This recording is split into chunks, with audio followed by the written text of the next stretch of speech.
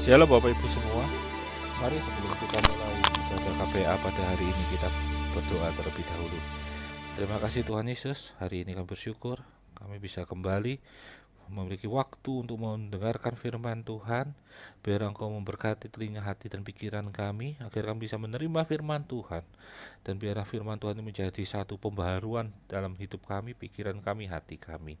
Berfirmanlah Tuhan, kami siap mendengarkan. Di dalam nama Tuhan Yesus kami sudah berdoa. Haleluya. Amin. Shalom Bapak Ibu semua, pada hari ini kita bertemu lagi dalam KPA online.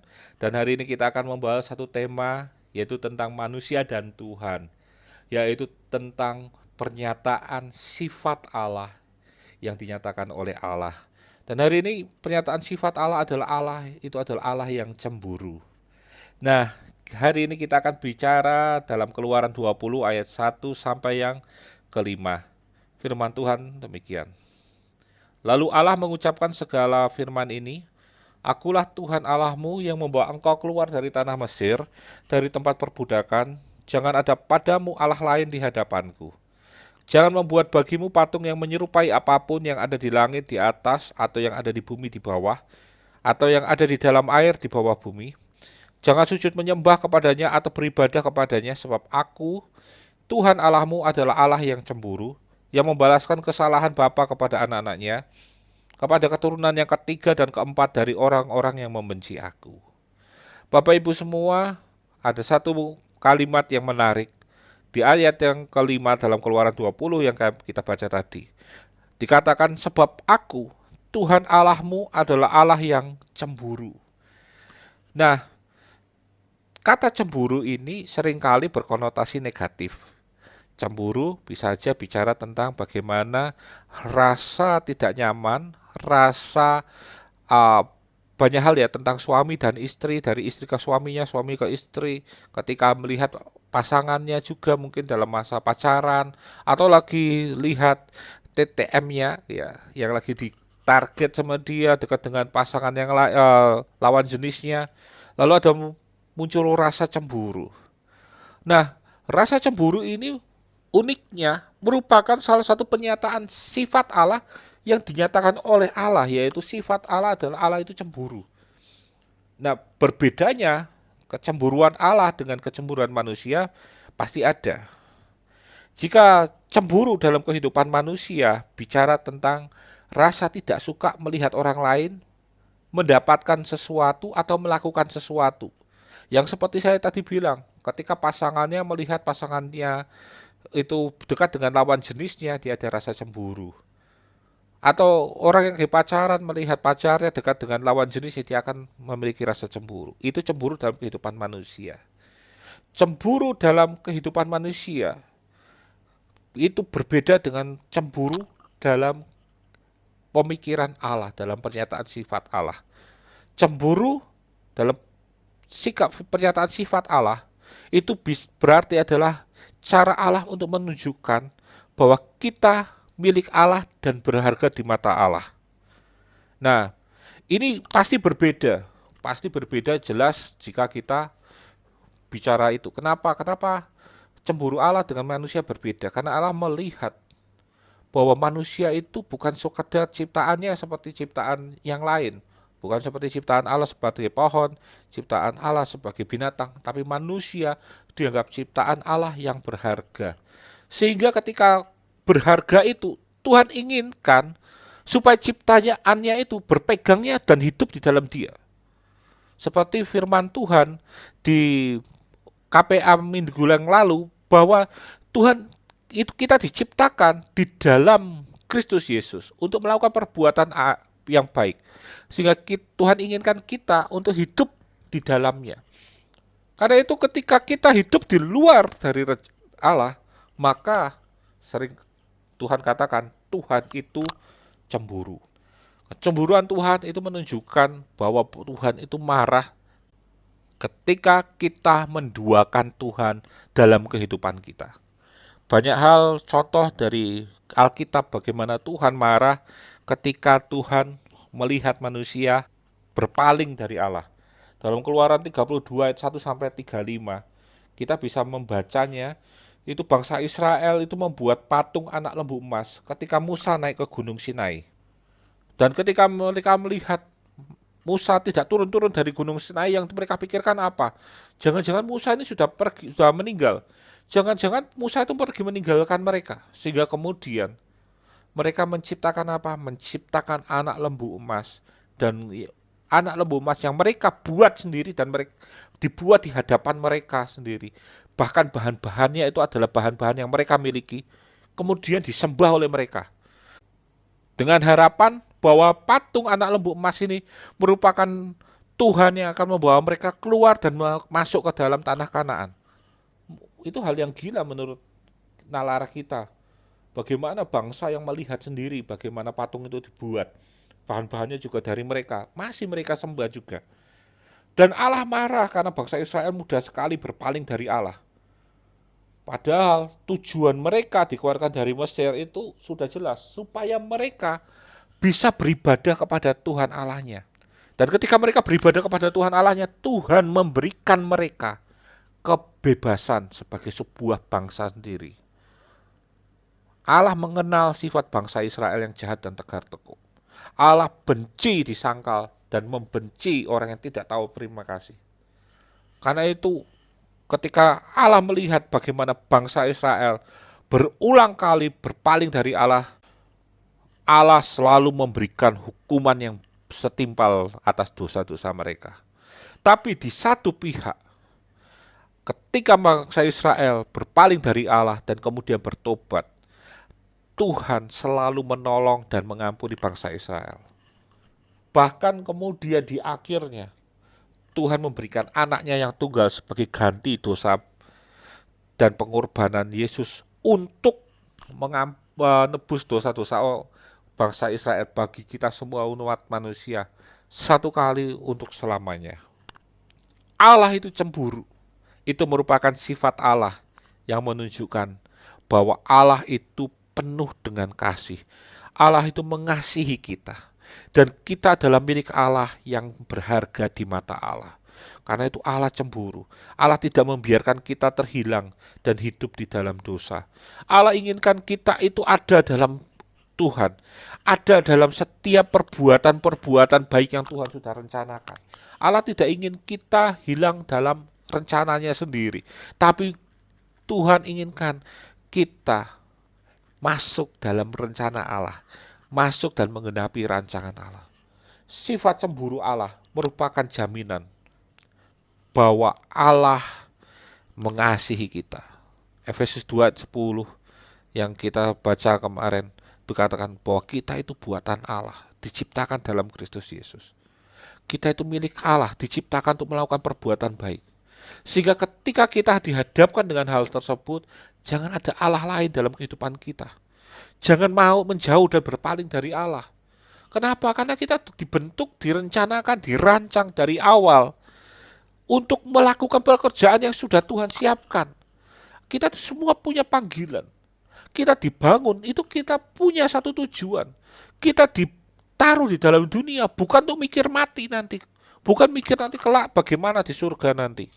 Tapi kita mikir bagaimana kehidupan kita menjadi sempurna. Kemudian kehidupan kita yang mengejar kesempurnaan itu tetap hidup dalam rencana Allah. Itu yang harusnya kita pikirkan. Karena itu orang Kristen dijamin surganya selama dia tidak keluar dari dalam kehidupan Yesus Kristus. Kita itu berharga di mata Allah. Ulangan 32 ayat 9-10 berkata, tetapi bagian Tuhan ialah umatnya. Yakub ialah milik yang ditetapkannya baginya. Ulangan ayat 10 berkata, didapatinya dia di suatu negeri di padang gurun di tengah-tengah ketandusan dan auman padang belantara. Dikelilinginya dia dan diawasinya, dijaganya sebagai apa? Biji matanya. Bagian Tuhan adalah umatnya. Yang Tuhan inginkan dalam kehidupan kita itu adalah umat. Yang diinginkan Tuhan adalah diri kita ini. Karena Tuhan menganggap bahwa diri kita itu seperti sama berharganya dengan biji mata Allah. Dalam Sakaria 2 ayat 8 berkata, sebab beginilah firman Tuhan semesta alam, yang dalam kemuliaan telah mengutus aku mengenai bangsa-bangsa yang telah menjara kamu. Sebab siapa yang menjamah kamu berarti menjamah biji matanya. Kita itu berharga di mata Allah, sehingga ketika namanya biji mata tidak akan pernah dibiarkan dijamah orang. Tidak biarkan untuk disentuh, disakiti, dirusak oleh orang lain. Selama biji mata itu melekat di dalam rongga mata. Karena itu analogi yang seperti itu menggambarkan ketika kita keluar dari rencana Allah, rancangan damai sejarah itu, kita itu tidak ada di dalam perlindungan lagi. Kita seperti domba yang keluar dari penampungannya, dari lingkungan pagar yang mengelilinginya. Ketika dia melompati pagar yang melindungi dia berada di lingkungan di mana dia harus bisa menyelesaikannya sendiri. Tapi selama dia ada di dalam padang yang ada pagarnya, di mana ada gembala di sana, Tuhan akan selalu melindunginya. Kita berharga di mata Allah. Gambaran manusia di mata Allah selalu digambarkan sebagai sesuatu yang berharga. Allah selalu menggambarkan kita sebagai biji mata. Dalam Perjanjian Baru, Allah menggambarkan kita sebagai seorang mempelai wanitanya. Bayangkan bahwa seorang mempelai pria tidak akan pernah menyakiti mempelai wanitanya. Karena apa? Mempelai wanitanya adalah wanita yang diinginkan, pasangan yang diinginkan. Sehingga ketika dia mendapatkannya, dia akan menyayanginya. Tuhan menggambarkan kita sebagai mempelai wanita. Itu merupakan gambaran bagaimana kasih Allah itu kasih yang mendalam. Kasih seorang suami yang bertanggung jawab terhadap istrinya. Itu adalah bentuk bagaimana Allah mengasihi kita. Allah mengasihi kita dengan bertanggung jawab. Allah menggambarkan kita sebagai seorang anak, di mana anak itu adalah ahli waris, yang dilindungi, yang dibangun, yang dididik, yang kemudian diberikan waris dari kekayaan orang tuanya. Itu menggambarkan bagaimana Allah menempatkan kita dalam satu kepercayaan penuh. Kasih Allah dalam kehidupan kita, yang pertama berbentuk tanggung jawab, yang kedua berbentuk kepercayaan. Sebagai seorang yang dididik Allah, dia akan mempercayakan kita pekerjaan yang Tuhan kerjakan, dan harusnya kita mengerjakan apa yang dikerjakan oleh Allah. Seringkali kitalah yang menyebabkan diri kita tidak lagi berharga. Sekali kita tidak menghargai hidup yang Tuhan berikan, atau kita merusak bumi yang kita berikan, yang Tuhan berikan. Bumi yang seharusnya kita jaga, kita rusak. Itu juga bentuk bagaimana kita membuat diri kita tidak berharga. Kita merusak keluarga yang Tuhan anugerahkan kepada kita. Sudah keluarga baik-baik, sudah komplit, masih aja selingkuh. Sudah keluarga baik-baik, masih aja nakal di luar. Masih aja pakai micet dan segala macam. Aduh, saya sering kali dengar, saya sedih. Semua orang merindukan satu keluarga yang sempurna. Tapi ada orang yang memiliki keluarga sempurna, dia buang keluarga itu. Kita membuang keselamatan yang Tuhan berikan. Kita seringkali juga membuang waktu yang Tuhan berikan. Kita tidak menghargai firman Tuhan. Banyak cara yang kemudian menunjukkan bahwa kitalah sebenarnya yang membuat diri kita tidak berharga. Karena itu hati-hati dalam apa yang Tuhan berikan. Tuhan bisa memberikan kita dalam bentuk kepercayaan waktu. Tuhan bisa memberikan kita kepercayaan dalam keluarga. Tuhan bisa memberikan kita kepercayaan dalam bentuk pekerjaan. Tuhan bisa mempercayakan kita dalam bentuk dunia yang Tuhan berikan pada saat ini. Karena itu yang paling penting dan paling berharga yang untuk kita lakukan adalah menjaganya. Jadilah seorang yang berharga. Selama kita masih hidup, selama itulah Tuhan memberikan kita kesempatan untuk kembali kepada Tuhan. Selama kita hidup, selama itu juga Tuhan akan memberikan kesempatan kita untuk memperbaiki jika kita merusaknya. Selama kita hidup, maka kita perlu bersyukur jika kita memilikinya. Banyak orang yang merindukan kehidupan yang sempurna. Banyak orang yang merindukan keselamatan. Banyak orang merindukan satu tuntunan yang tidak membuat mereka jatuh dalam ketakutan. Firman Tuhan menjadi satu peraturan, menjadi satu firman yang tidak menimbulkan ketakutan, tapi menimbulkan damai sejahtera. Karena itulah dikatakan Injil adalah kabar kesukaan. Ketika kita mendengarkan firman Tuhan menjadi satu pembaruan dalam hati kita.